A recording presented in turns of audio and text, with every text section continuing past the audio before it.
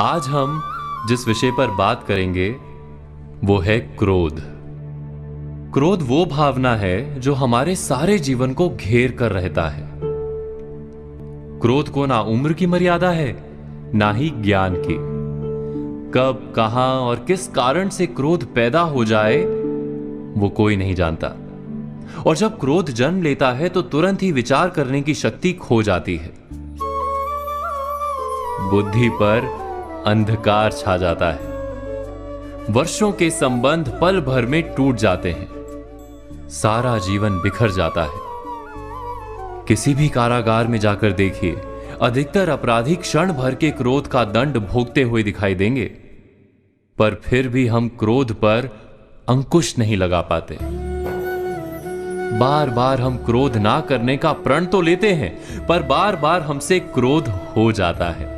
ये क्रोध वास्तव में क्या है, क्यों जन्मता है और क्यों अंकुश में नहीं रहता? उदाहरण के लिए आप एक बालक को देखिए।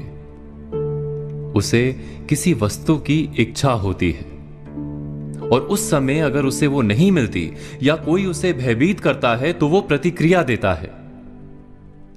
बालक की प्रतिक्रिया क्रोध है,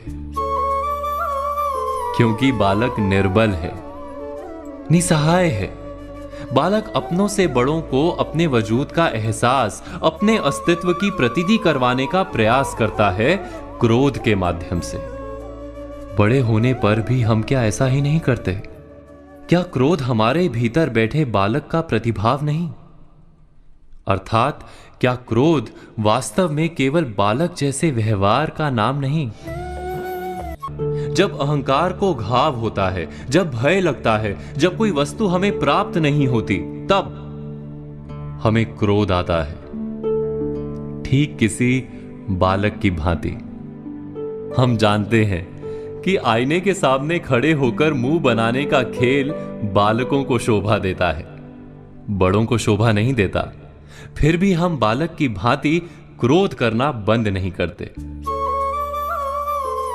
हम अनुभव से जानते हैं, दूसरों को देखकर बता सकते हैं कि क्रोध से कभी कुछ प्राप्त नहीं होता। सम्मान हो, संपत्ति हो, प्रेम हो या सुरक्षा हो, क्रोध से नहीं मिलता।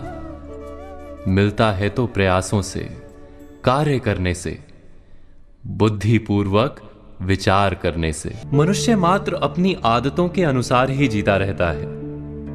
क्रोध भी आदत बन जाती है। हमारे चाहते हुए भी हम अपने प्रतिभावों को रोक नहीं पाते। हम स्वयं को बड़े या पुख्ता मानते हैं, पर थोड़ा सा कारण मिलते ही हमारे भीतर का बालक क्रोध कर बैठता है। अर्थात क्रोध वास्तव में और कुछ भी नहीं, हमारी बालक बुद्धि का नाम है। जैसे ही हम इतना स्मरण में रखें कि हम बालक नहीं, बालक जैसा व्यवहार हमें शोभा नहीं देता, वैसे ही क्रोध स्वयं ही बंद हो जाता है। क्या ये सत्य नहीं? इस पर विचार मनन अवश्य कीजिएगा।